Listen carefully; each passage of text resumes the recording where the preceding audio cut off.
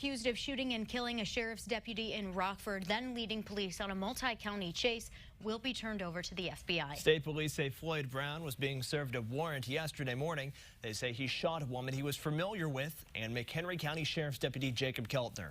The woman will be okay. Keltner died at the hospital. After the shooting, Brown led police on a chase that ended on I-55 in Logan County near Lincoln. State police say they hit his vehicle and it ended up in a ditch. They say he had a rifle with him and a standoff lasted 6 hours. Traffic was backed up while officers tried to negotiate with him. He eventually was arrested and taken to the hospital. But Brown was no stranger to police. In fact, he was also wanted in Champaign County. WCIA 3's Emily Braun is live in Urbana outside the Champaign County Courthouse right now. Emily, what crime was he charged with here? Christy, the man has been on the books here in court as well for a burglary in Champaign. Officials say Floyd Brown was charged with breaking into a home in December and committing a theft worth more than $500. A warrant for his arrest was issued last month. He was also a suspect for burglaries in Sangamon and McLean counties. In fact, officials say the day after he was accused of committing the burglary in Champaign, he stole from a home in Bloomington and led police on a chase then as well. Our news partners at the Pantograph report Bloomington police have been looking for him for the past 3 months. Court records show he was also charged with resisting arrest in Sangamon County. Yesterday, officials shut down I-55 near Lincoln, where traffic was backed up. Around 5 last night, police were able to get Brown out of his car by using flashbangs, and he was taken to the hospital. He's in state police custody now, but he will be transferred over to federal custody. Live in Urbana, Emily Braun, WCIA 3, your local news leader.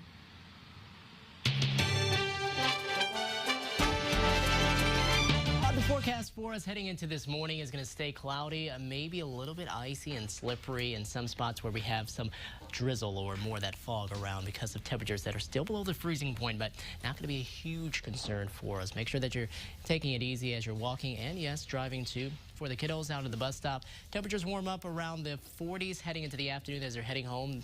As they're heading out this morning, just probably prepare for more of the upper 20s and lower 30s. East winds won't be too strong. We'll keep them around 10 miles per hour. Now, a live look outside here in Charleston on your Roofing Dog iNet First Mid Skycam. Everything looks to be good and fine for us as far as travel is concerned down that way. Noticing more of the snow still in place closer to the southern part of the state for us up this way. Looks like the moisture is just about done, and that is all heading its way eastward. We're going to keep a decent amount of clouds in place, though, throughout the day. And for tonight, too, probably going to keep a lot of clouds in place for us. Then, with more of the thicker clouds coming in with showers and storms by the day tomorrow. And highs today, a big difference. Huge improvement from earlier this week when we were starting off in the lower teens on your Monday for highs. We're going to be back around more of those lower 40s by this afternoon, and even warmer weather to come on into the weekend and next work week. We'll show you that in your 7-day forecast in just a bit. Christy, Aaron? Adam, thanks. Since the beginning of the year, 9 people in Champaign have been hurt or killed in shootings. Now, mentoring groups are trying to stop violence before it starts. Wayne Turner started Boys to Men 4 years ago. Back then, his group mentored fewer than 30 boys. Now, they have around 70. Turner believes giving young men role models is the key to peace. We can get as many boys off the street as possible. We may save the next victim, or we may save the next suspect. African American Museum.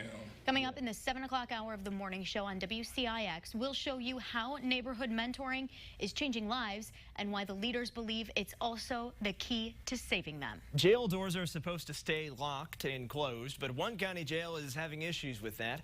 The Champaign County Sheriff's Office says the door panels at the downtown jail are malfunctioning. Doors are unlocking and sometimes opening different unintended doors at random times.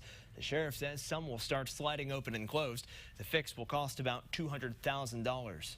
New this morning, a Decatur man was arrested after police say he drove off from a traffic stop. Our partners at the Herald and Review report officers noticed the man was stopped at a green light on El Dorado and Moffett Streets. He sped off as officers approached the intersection.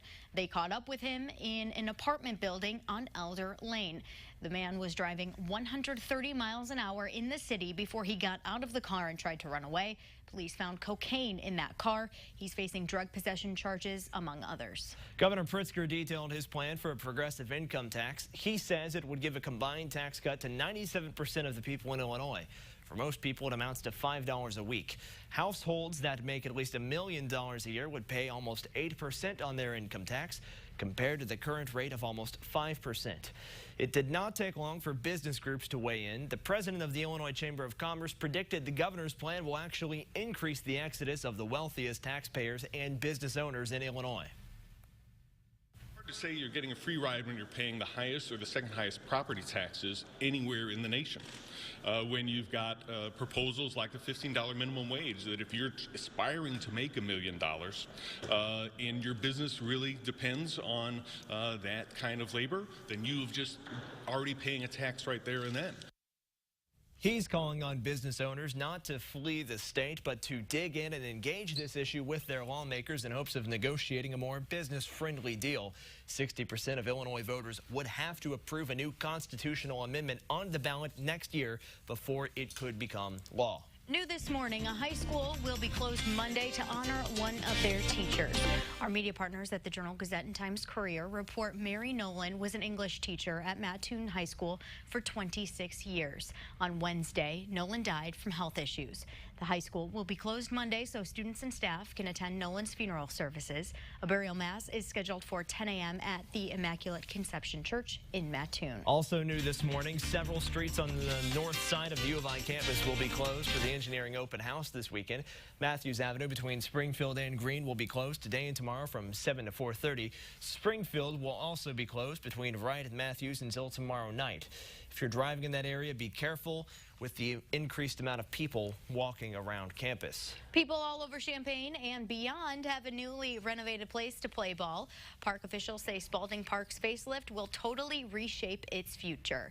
These renovations came as a $3.8 million project and a partnership between the Champaign Park District and Champaign schools. A big chunk of that includes the competition baseball field that student athletes will be using for games. There's also a new support building right next to that, and a new basketball court as well. Champaign schools will have a ribbon cutting on Monday. That will wrap up the morning show on WCIA 3, but coming up when we make the switch to WCIX for the 7 and 8 o'clock hours. The latest Marvel superhero movie and an inspiring documentary premiere on area screens this weekend. Film critics Chuck Kaplinski and Pam Powell are reviewing Captain Marvel and Science Fair in Friday Flicks. But before that, let's check our 7-day forecast. Adam, give us the good news. A few slippery roads this morning with a few patchy areas of freezing drizzle, but then warming up as we head from tomorrow all the way into next week. 60 by next Thursday. Watch out for those storms tomorrow. Some of them could be stronger, closer to I-70. 40s and 50s. 60 was the good news part. We'll take it. Yeah.